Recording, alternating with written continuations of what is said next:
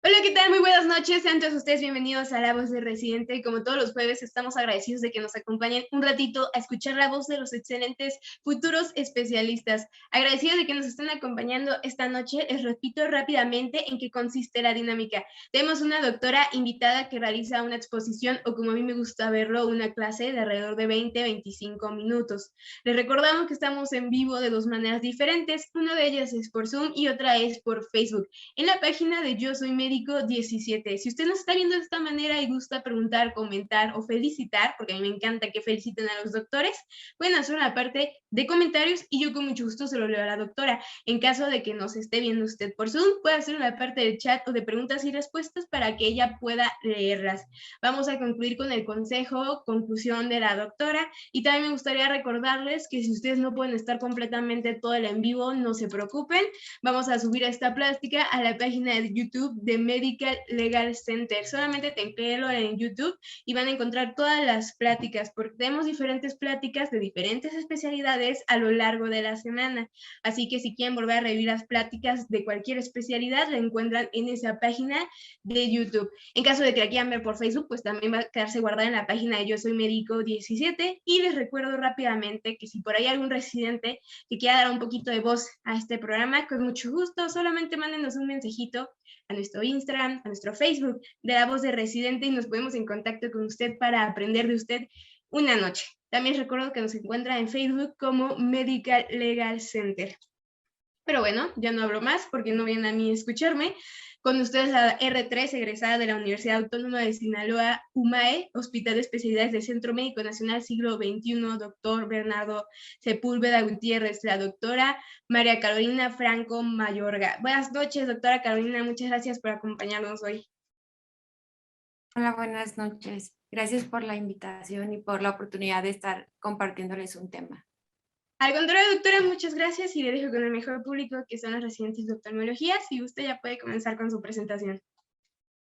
Muy bien. El día de hoy hablaremos sobre el tratamiento farmacológico en glaucoma. También quisiera agradecer a la doctora Rosalía Gudiño, quien me apoyó con esta presentación. Iniciando con la plática, veremos que el glaucoma es una neuropatía óptica progresiva con pérdida del campo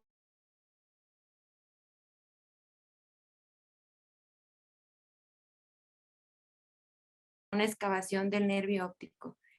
Es la segunda causa principal de ceguera en todo el mundo y la principal de ceguera irreversible y prevenible según la Organización Mundial de la Salud.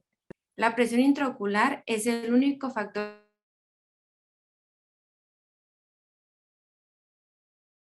de esta, ya que de esta manera vamos a retrasar la progresión, vamos a disminuir la tasa de pérdida del campo visual y vamos a proteger contra la pérdida de la función visual y la ceguera.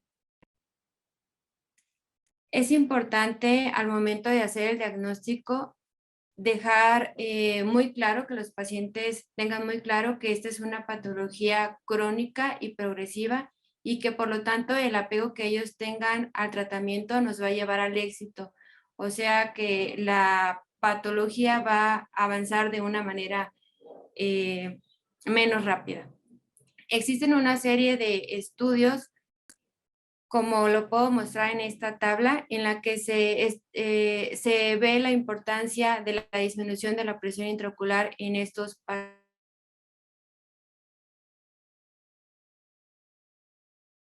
médico contra el quirúrgico o bien el inicio temprano del tratamiento. Y bien, ¿cuál es la presión que debemos de disminuir en estos pacientes? En esta tabla podemos ver que el no dar tratamiento nos va a llevar a una progresión más rápida de la patología. La meta es bajar un 20%, sin embargo, en la población mexicana, la mayoría de los pacientes ya van a llegar con un daño moderado a avanzado. Es de un 30 a un 40%. Tenemos una gran variedad de tratamientos para el manejo de estos pacientes, desde el médico,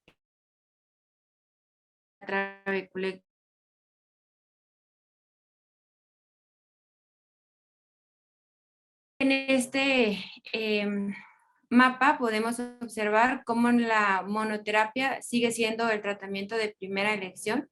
Sin embargo, en los últimos 10 años se ha agregado el láser SLT, que nos va a brindar una disminución de la presión intraocular similar a las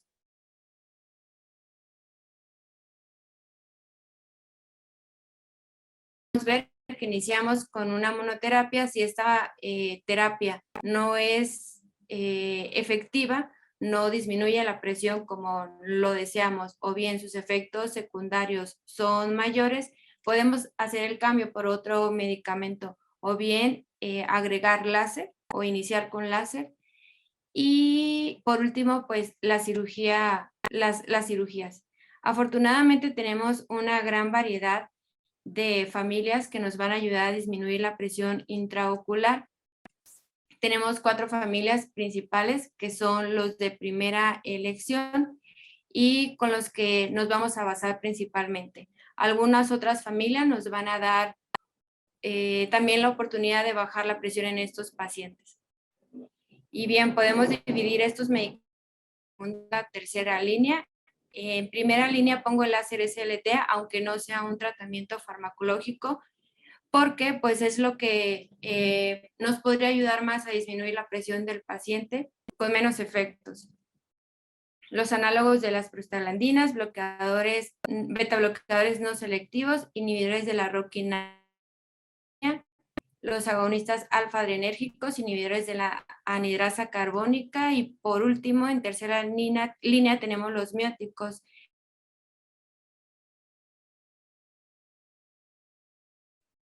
agudos, para el manejo agudo. Entonces, la terapia de los pacientes con glaucoma tiene que ser personalizada, es una terapia a la medida. Tenemos que verificar cuáles son las características del paciente, su edad, su estilo de vida, el tipo de glaucoma que presenta. No en todos los glaucomas están indicados todos los fármacos, la presión meta según el daño glaucomatoso que tenga, la eficacia, su efecto pico, su efecto valle, la seguridad de los medicamentos. Es importante conocer no solamente las enfermedades oculares, sino también las sistémicas del paciente, los efectos adversos que puede tener, tanto locales como sistémicos.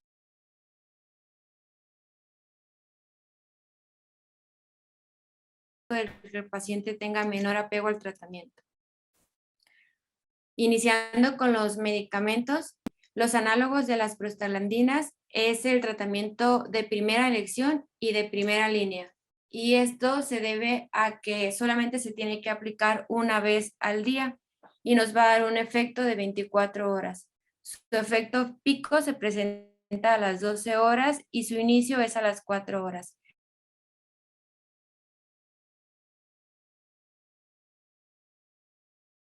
Diversos locales que podemos presentar es hiperemia conjuntival, crecimiento de pestañas, oscurecimiento del iris y reactivación de enfermedades inflamatorias. Esta hiperemia conjuntival no hay que asustarnos cuando se le ve al paciente, puesto que no es inflamatoria y va a ceder. El oscurecimiento del iris es el único efecto adverso que está de manera permanente en estos pacientes.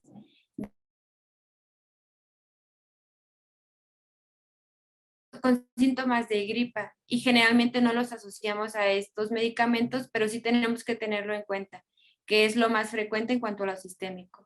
Otro de los efectos es exacerbación de episodios asmáticos y disnea. Actualmente hay varios estudios en los que podemos ver que tienen un efecto inflamatorio sistémico, entonces hay que tener cautela al utilizarlo con pacientes con cardiopatía isquémica. Dentro de las contraindicaciones está la inflamación de cualquier tipo, queratitis herpéticas, glaucoma uveítico, porque decidimos iniciar con un análogo de las prostaglandinas y este no es eficaz o los efectos secundarios son mayores, podemos hacer el cambio a otro análogo de las prostaglandinas. Y aquí, de igual manera como lo presenté en el mapa inicial, si el tiene alguna contraindicación, podemos utilizar algún segundo medicamento. Generalmente utilizamos los análogos de las prostaglandinas como primera línea y el segundo medicamento va a ser combinado. En esta tabla muestro la eficacia de los medicamentos. El primero es el Vimatopros, con un efecto pico de un 33%. Los betabloqueadores también son una muy buena terapia. De hecho, creo que son con los que más estamos familiarizados y muchos oftalmólogos refieren que son los que más se recetan. Tienen una eficacia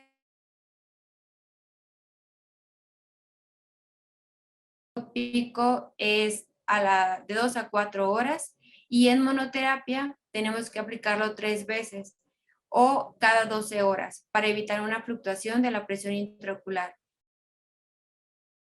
De acción consiste en una disminución de la producción del humor acuoso actuando sobre los receptores beta 1 y beta 2 del cuerpo ciliar. Dentro de los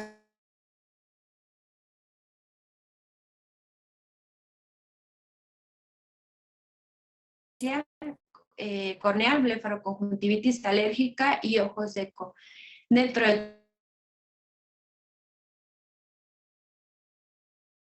importante mencionar esto porque la mayoría de las combinaciones tienen timolol. En cuanto a los efectos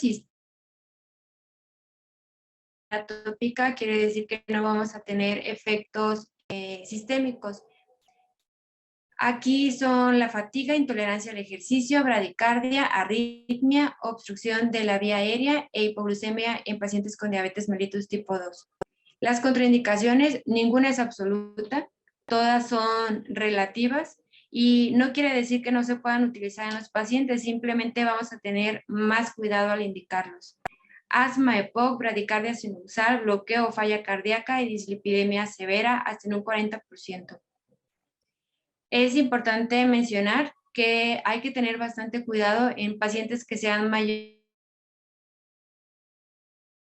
Y en esta tabla muestro la eficacia de estos medicamentos. Tenemos más, sin embargo, estos dos son los que más comúnmente timolol y betaxolol.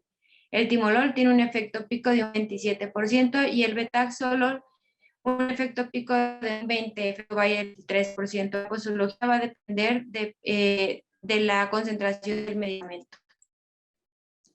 En cuanto a los inhibidores de la roquinasa, son fármacos más nuevos y pertenecen a la familia de proteínas guanosina fosfato que regulan el tono del citoesquelético. Actúan sobre los receptores ROC1 y 2, una expresión en la malla trabecular. Sus inhibidores van a disminuir la presión intraocular aumentando la salida por la vía convencional. Se dice que tienen también características antifibróticas y es un inhibidor de la adhesión endotelial. La aplicación es cada 24 horas y su efecto pico a las 7 u 8 horas. Tiene una eficacia de una disminución de aproximadamente un 30% de la presión intraocular. En cuanto a los efectos adversos, igual los podemos local sistémicos. En cuanto a los sistémicos, hiperemia conjuntival, hiposfagma, visión y alteración del epitelio. En cuanto a los sistémicos, cefalea, rinalgia, dermatitis alérgica y petequias. En esta diapositiva ejemplos, el ripazudil, que se utiliza en Japón desde el año 2014, y la utilizan a una concentración del 0.4% cada 12 horas. Aproximadamente disminuye 3 milímetros de la presión intraocular. Efecto activo con los betabloqueadores. Netarsudil, que está aprobado por la FDA desde el 2017 a una concentración de 0.02%. Es una sola aplicación, disminuye la producción del humor acuoso y facilita la vía de drenaje trabecular. Roclatan, una sola vez al día. Tenemos también a los inhibidores de la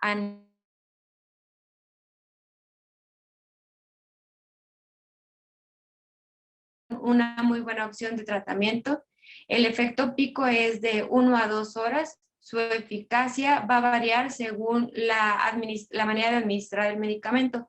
Por vía oral puede llegar hasta un 30 a un 40% y por vía tópica de un 17 a un 22%. Su vida media es de 6 a 8 horas. Su mecanismo de acción disminuye la producción del humor acuoso. La dorzolamida además se cree que aumenta el flujo sanguíneo al nervio óptico, por lo tanto va a disminuir el impacto de los radicales libres que se postulan como una de las causas del glaucoma. Todas estas eficacia que menciono se basan en el artículo multicéntrico de Van der Waal. Los efectos adversos que pueden presentar estos pacientes son ardor, edema corneal, miopía transitoria,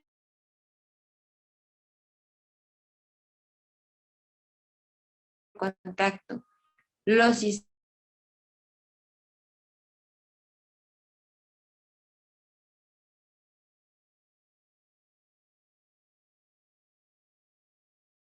toma, o sea, si son orales, falta de energía y anemia plástica. En cuanto a las contraindicaciones, debemos de tener mucho cuidado en pacientes con conteo endotelial bajo, hiponatremia, anemia y alergia a las sulfas. Los fármacos son dorzolamida y brinzolamida. Dorzolamida y brinzolamida. La dorzolamida tiene un efecto valle de un 22% y un pico de 17%. La única desventaja que tenemos es que si lo utiliza terapia se tiene que aplicar cada 8 horas y esto nos lleva a que el paciente tenga una menor adherencia al tratamiento. Si se utiliza de manera combinada, que es lo más frecuente, lo utilizamos cada 2 horas. La brinzolamida, tanto su efecto como pico, es del 17% y lo administramos cada 12 horas. Aquí abajo dejo la acetazolamida porque es un inhibidor de la anhidasa carbónica, sin embargo, solamente lo vamos a dar de rescate. Podemos dar comprimidos de 250 miligramos 1 a 4 veces al día. Los agonistas alfa-adrenérgicos hay que tener bastante cuidado en pacientes de mayor edad o de menor edad, pues atraviesan la barrera, tienen una eficacia de una disminución de la presión intraocular de un 21%. Su mecanismo de acción los podemos clasificar en dos grupos. Los primeros aumentan el flujo de la salida de la malla ocular y segundo son agonistas selectivos alfa-2 que van a disminuir la producción del humor acuoso. Aquí tenemos dos que más utilizamos, la praclonidina y la brimonidina. La brimonidina también puede incrementar el flujo de salida de la trabecular. Los efectos adversos locales, blancamiento conjuntival, blefaroconjuntivitis sistémico, sequedad en la boca, fatiga, somnolencia. Aquí hay que tener bastante cuidado, puesto que los pacientes como presentan blanqueamiento conjuntival y creen sentirse mejor, tienden a aplicarlos más veces y eso nos puede llevar a un efecto rebote. La brimonidina tiene un efecto pico de un 25%, si lo utilizamos como monoterapia sería cada 8 horas. Los medicamentos de tercera línea, tenemos a los agonistas colinérgicos o parasimpático-miméticos, en el que su mecanismo de acción es que constriñen el músculo longitudinal del cuerpo ciliar, aumentando la salida del humor acuoso a través de la malla trabecular. Su vida media es de 4 a 6 horas, su efecto pico es bastante rápido, en 30 minutos y tiene una eficacia de un 20 a un 30% de la presión.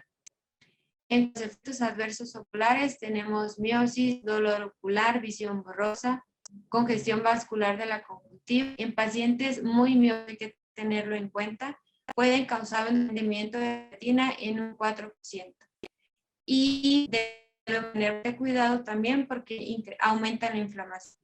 En cuanto a los sistémicos, tenemos cefalea, posadas transitorias, ataxia y depresión respiratoria. Están contraindicados en pacientes con inflamación en la cámara analítico, glaucoma neovascular, un infarto al miocardio reciente, úlcera péptica e hipertiroidismo. La pilocarpina es uno de los fármacos, la verdad es que ya está prácticamente en desuso. Con ángulo abierto no se usa, o como de ángulo cerrado se puede utilizar, pero corremos el riesgo de que pueda haber un bloqueo. Y creo que es muy importante mencionarles esto, el uso de gotas para los ojos. En el ojo solamente se indica una gotita, no se indica 2, 3 gotas. La verdad es que estamos desperdiciando el medicamento. Entre gota y gota hay que esperar entre la aplicación, puesto que si ponemos las gotas seguidas hacemos un lavado del colirio aplicado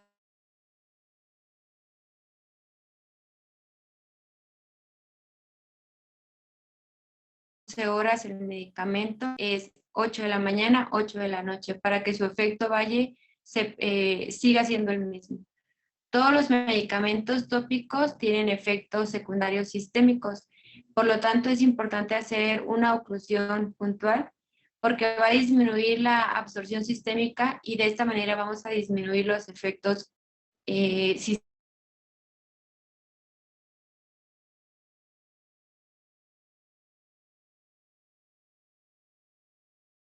Solo ver si nos da la pio deseada o vemos algunos cambios en la presión.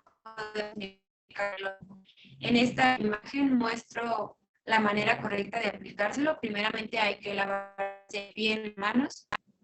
Vamos a hacer una pequeña depresión del párpado inferior, como tratando de formar una bolsita. Se va a aplicar la gota, teniendo cuidado de no tocarla con los dedos, no toquen las pestañas, que no toque el párpado que puede contaminar. Y cerrar el ojito, no con mucha presión, porque si no vamos a sacar el medicamento. Existen nuevos tratamientos médicos. Cada vez el tratamiento de glaucoma está más avanzado y tenemos más oportunidades de mejorar la función visual de sus pacientes. Tenemos nuevas vías de administración como el Bimatopros SR, que es un Bimatopros intraocular, y también está en anillo conjuntival. Otra de las opciones es el Travoprost intraocular, aunque los estudios demuestran que su eficacia es menor, o sea, en tiempo es menor. Y también tenemos tapones lagrimales de silicón con Travoprost, solamente que aquí hay más efectos secundarios locales porque los pacientes tienden a producir más moco y tienen más molestias en la superficie ocular. Y bueno, como conclusiones, debemos de dar un tratamiento a la medida. Este tiene que ser personalizado. No debemos de creer que de manera tajante hay un medicamento de primera línea, en este caso los inhibidores de las prostaglandinas. Debemos de revisar todos los puntos que dijimos anteriormente. En cuanto a monoterapias o combinaciones, los inhibidores de los análogos de las prostaglandinas o bien los día y los pacientes tienen mayor apego al tratamiento. Las combinaciones son muy buenas, pero generalmente las dejamos como segunda línea, o sea, después de que se deja un análogo de las prostaglandinas, tendemos a dejar una combinación. Las nuevas vías de administración, la verdad es que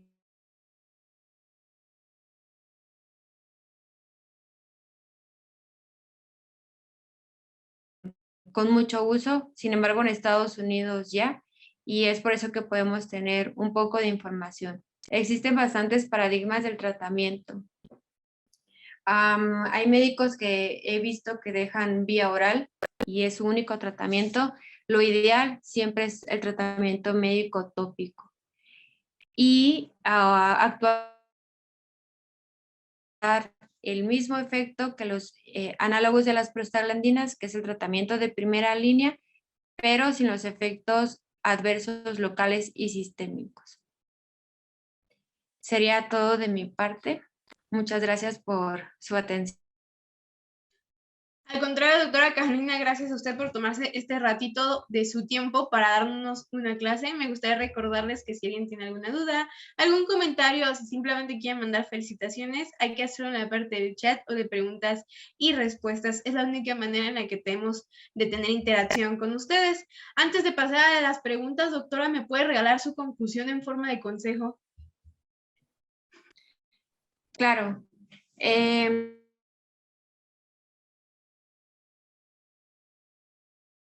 Decir de manera tajante que tenemos un tratamiento de primera línea. Siempre hay que revisar las características del paciente, los costos del medicamento. También hay que tener presente que en la actualidad lo mejor es dejarlos tratamiento hipotensor libre de conservadores, puesto que tendremos menos efectos adversos locales y el paciente, al tener menos efectos, va a tener mayor apego al tratamiento. No hay que indicar de manera arbitraria combinaciones como terapia de primera línea, sino que irnos por las monoterapias y darle la oportunidad en México también al hacer SLT de que sea uno de los tratamientos de primera línea. Muy bien, doctora Caro. Una pregunta del doctor Guillermo. Dice, muy buena charla, la felicito, doctora. Tengo unas preguntas. ¿Los análogos de prostaglandinas en pacientes con pseudofaquia pueden recetarse como primera línea y por qué no?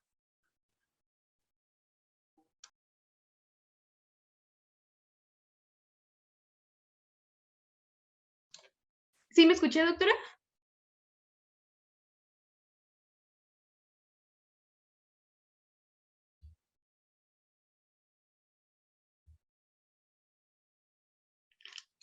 Doctora Carolina, ¿sí me escucha?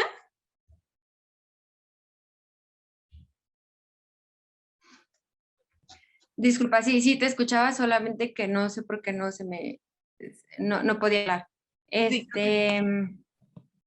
Sí, los pacientes en pseudofaquia se puede utilizar perfectamente los inhibidores de las prostaglandinas, solamente que como estos dan, uno de los efectos que pueden provocar es edema macular. Tenemos que tener cuidado en pacientes en los que hayan tenido ruptura de la cápsula posterior. Quiere decir que no se puedan recetar, pero hay que tener mayor cuidado. Muy bien, doctora. Otra pregunta del mismo doctor Guillermo. Discúlpeme si lo pronuncio mal, igual las preguntas están en la parte del chat. Dice, ¿y los inhibidores de la RHO quinasa, qué usos podríamos tener en el servicio de córnea? Pues, como lo mencioné, se cree que tienen propiedades en patologías que esté implicado el endotelio. Muy bien, doctora. Otra pregunta del doctor Agustín. Dice, buenas noches, muchas felicidades por tu plática, muy buena, y muchas gracias por compartir. ¿Cuáles son los mejores médicos hipotensores para los glucomas de tipo uveítico? Sé que no deben darse análogos de prostaglandinas, pero hay algunas preferencias por el resto del grupo de hipotensores.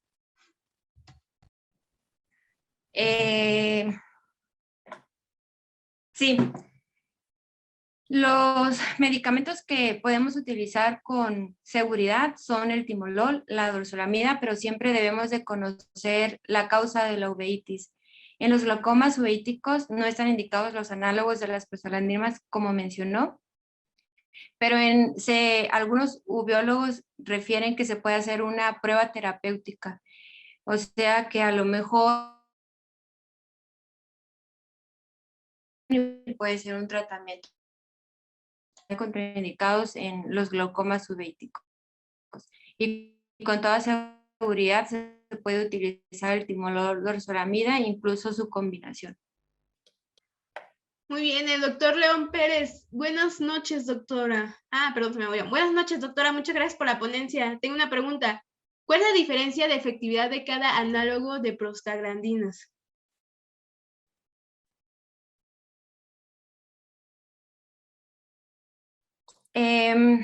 Bueno, la diferencia es que el mecanismo de acción que tienen, aunque todos tienen el mismo, la composición que tienen es distinta y por lo tanto podemos tener algunos efectos adversos más con unos que con otros. Por eso es que indicamos siempre iniciar con uno y en dado caso de que este no sea el adecuado para el paciente, cambiamos con otro. Pero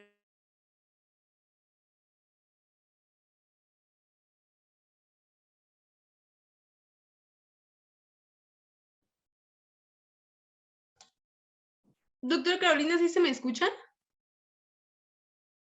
sí, sí le escucho. Ah, perdón, es que se cortó poquito su audio. Yair pregunta, buenas noches, doctora Franco, excelente clase, felicidades. Tengo una pregunta, ¿existe alguna evidencia de que los medicamentos para glaucoma sean neuroprotectores? Muchas gracias. Como tal, no. Solamente existe un tratamiento neuroprotector que está aprobado y esta es disminuir la presión intraocular. Hay algunos estudios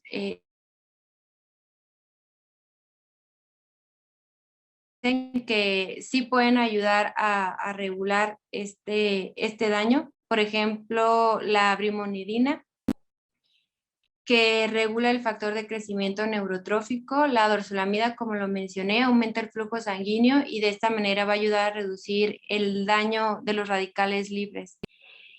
Pero como tal, el único, lo único que nos va a llevar a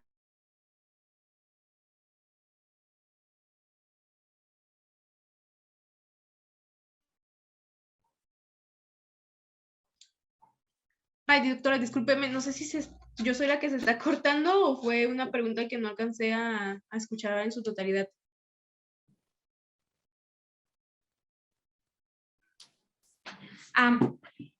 ¿Sí me escuchan bien? Sí, ya ahora sí, disculpe, es que en un momento Les, les comentaba que como tal no hay evidencia de que los medicamentos actuales sean neuroprotectores.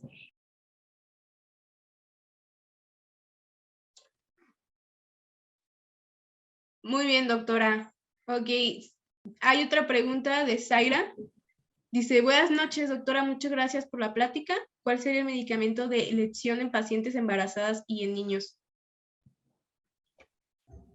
El tratamiento de elección en estos pacientes podemos utilizar, bueno, en embarazadas podemos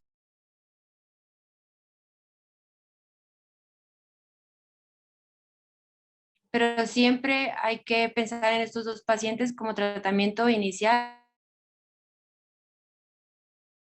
Las prostaglandinas también los podemos utilizar en el tercer trimestre.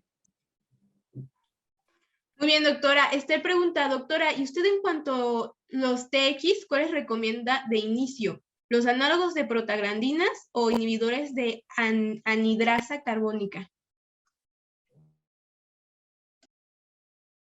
No entendí bien la pregunta, déjame lo reviso aquí en el chat, pero en cuanto a los tratamientos, los análogos de las prostaglandinas, porque solamente se va a aplicar una vez al día, nos van a llevar a una disminución de la presión intraocular hasta en un 30%, el paciente tiene mayor apego al tratamiento. En cambio, los inhibidores de la anhidrasa carbónica va a ser la aplicación con mayor frecuencia y los efectos adversos que estos pueden tener. Pero sí, definitivamente los análogos.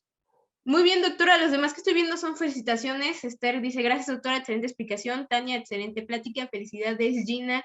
Felicidades, doctora, de parte de Gina Luce Gutiérrez. Rigel, muchas gracias a la doctora, excelente y clara explicación. Felicidades. José Manuel Félix, muchas gracias, doctora. Eres un orgullo para la familia. Y veo pues puras felicitaciones, así que muchas gracias, doctora Carolina, por estar esta noche presente con nosotros. Les recuerdo que si ustedes no pudieron ver toda la plática en vivo, la encuentran en la página de YouTube, generalmente se suben al día siguiente, de Medical Legal Center. Si lo quieren ver por Facebook, hay que buscarlo en la página de Yo Soy Médico 17.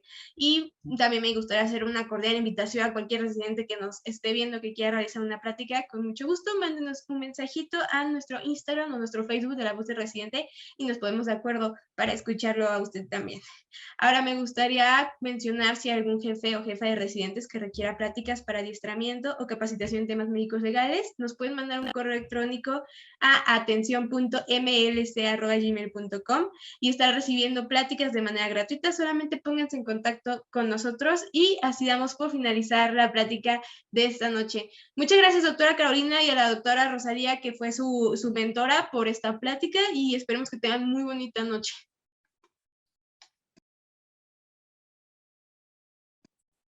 Muchas gracias. A ustedes, hasta luego.